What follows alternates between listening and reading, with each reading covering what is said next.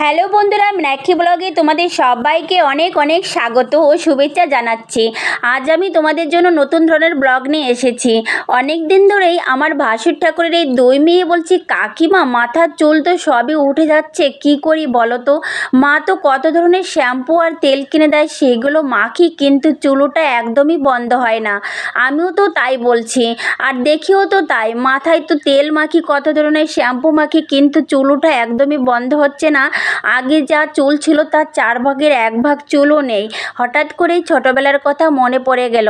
যখন আমি 7-8-এ পড়তাম, তখন আমার মা মাঠের থেকে কালো কিশোরীর পাতাগুলো তুলে নিয়ে আসতো এবং সেগুলো বেটে রস করে আমার চুলের গোড়ায় দিয়ে দিত এবং চুলে ভালো করে মাখিয়ে দিত, এবং তার জন্য চুলগুলো খুব সিল্কি হতো এবং চুল কালো কুচকুচে হতো এবং চুলটা বন্ধ হয়ে যেত।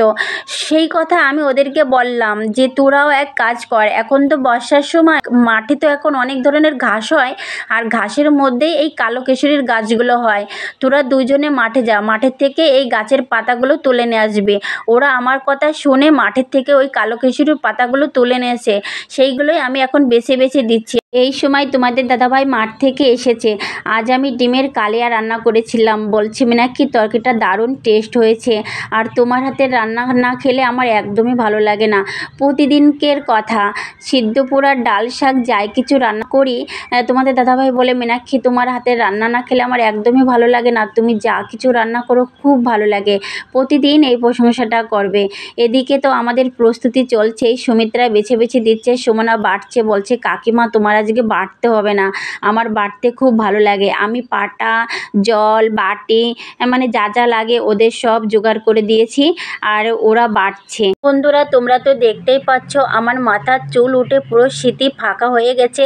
আর কি জানো তো, কলের জলে প্রচুর আয়রন, আর আমাদের তো নতুন বাড়ি করা হয়েছে, যে নতুন কলটা বসানো হয়েছে তাতেও খুব আয়রন। তোমাদের দাদাভাই বলছে দাঁড়াও, আর কয়েকদিন পরে তোমাকে কলটা তুলে অন্য জায়গায় বসাবো, এতে জামা কাপড় চুল সব কিছু যেন নষ্ট হয়ে যাচ্ছে। আর আমাদের যে কালো কেশরীর পাতা না, এগুলো পুরো বাটা হয়ে গেছে। এখন এইটা নেটের উপর করে ছেঁকে যে চ্যাকনাটা বেরাবে সেটা ফেলে দেওয়া হবে, আর যে রসটা বেরাবে না ওই রসটা এখন মাথায় দেওয়া হবে, এবং এই রসটা মাথায় দিলে অনেক কাজ হয়, চুল ওঠা বন্ধ হয়, কালো কুচকুচে হয়। তোমাদের তো বললাম। বন্ধুরা, তোমরা যেখান থেকে আমার ব্লগটাকে দেখছো, তোমরা যদি একটু পারো কালো কেশরীর পাতা জোগাড় করে মাথায় নিতে পারো, মানে যাদের যাদের চুলের সমস্যা আছে, দেখবে সব ঠিক হয়ে যাবে। আমি গ্যারান্টি দিয়ে বলছি, সত্যি চুল খুব সিল্কি হয়, কালো কুচকুচে হয়, একদম চুল ওঠা বন্ধ হয়ে যাবে। আর সাধারণত চুলে মানে চিরুনির সাথে তো 2-1টা উঠেই, ওটা কোনো কথা নয়।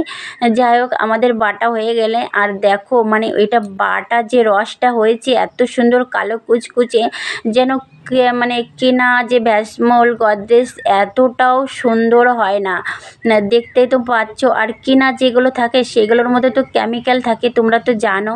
রস বানানো হয়ে গেলে বলছে কাকিমা তোমার মাথায় সবার আগে দেব। আমিও তো তাই ভাবলাম যে হ্যাঁ, আমার চুল যেহেতু বড় বড়, শুকাতে অনেক সময় লাগবে, তাহলে আমার মাথায় তোরা আগে দিয়ে দে এবং তারপরে আমি তোদের মাথায় দিয়ে দেবো। বলছে কাকিমা আমাদেরকে তোমার দিতে হবে না, আমরা দুই বোনে অল্টারনেট করে নিয়ে নেব, তোমার মাথায় দেই। এর মধ্যেই আমাদের গ্রামের রাস্তা দিয়ে দেখো সেনাবাহিনীর গাড়ি যাচ্ছে। বলছি কাকিমা ভিডিও তোলো, কিন্তু আমার ভয় লাগছিল, তাও আমি জিজ্ঞাসা করে নিয়েছিলাম যে স্যার ভিডিও তো করব। বলছে হ্যাঁ করো, কিন্তু আমি তোমাদের সাথে সেই ভিডিওগুলো পোস্ট করলাম না। যাই হোক, তোমরা বুঝতেই পারছো কেন।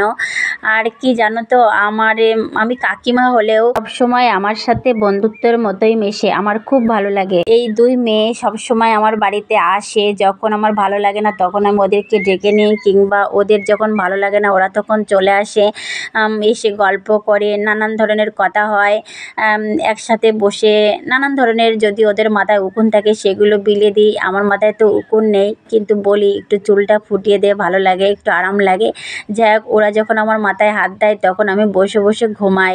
আর এর মধ্যে আমাদের রাস্তায় একটা বড় ধরনের গাড়ির আওয়াজ পায়। তোমাদের দাদাভাই তো ছুটে চলে গেল, আমরাও ভাবলাম কি হলো, এই দেখি আমরা দুইজনের চুল যাই মোটামুটি করে বেঁধে দৌড় দিয়ে ছুটে গেছি। এখন দেখি একটা ঘোষ ভাই আর আমাদের পাশে গ্রামে একটা মুসলিম ভাই, দুজনে অ্যাক্সিডেন্ট করেছে। ঘোষ ভাইয়ের দুধের ড্রামে তো সব পড়ে গেছে, আর এদিকে মুসলিম ভাইয়ের পাটা ভেঙে পুরো 2 টুকরো হয়ে গেছে, ভিতরটার হাড় যে আছে সেটা ভেঙে পুরো পড়ে গেছে। ভবিষ্যতে যে কি হবে সেই নিয়ে আমার খুব চিন্তা লাগছিল। বন্ধুরা, তোমরা সবাই ঈশ্বরের কাছে প্রেয়ার করো যে ভাইয়ের পাটা যেন একদম ভালো হয়ে যায় এবং সুস্থ হয়ে যায়, ও যেন সবসময় ভালো থাকে। আর কয়েকদিন ধরে আমার এই দুই মেয়ে কিছু আম এনে রেখেছে আম মাখা খাওয়ার জন্য, কিন্তু আজকে খেতে চেয়েছিলাম। এই অবস্থা দেখে আর ভাবলাম যে আজকে আর আম মাখা খাবো না। ওই ভাইয়ের পাটা ভেঙে গেছে বলে খুব টেনশন লাগছিল আমার, মানে খুব দুঃখ লাগছিল। আর যেহেতু বৃষ্টি হয়েছে আম মাখা খেলে ভালো লাগবে না। অবশ্য আম মাখা গরমের সময় খেতে হয়, যখন রৌদ্র হয় দুপুরবেলা তখন খেলেই সবসময় বেটার হয়। আম মাখা খেলে গরম কাটে, শরীর সুস্থ থাকে এবং ঠান্ডা থাকে। তো বন্ধুরা, তোমরা সবাই ভালো থেকো। Tata, bye bye.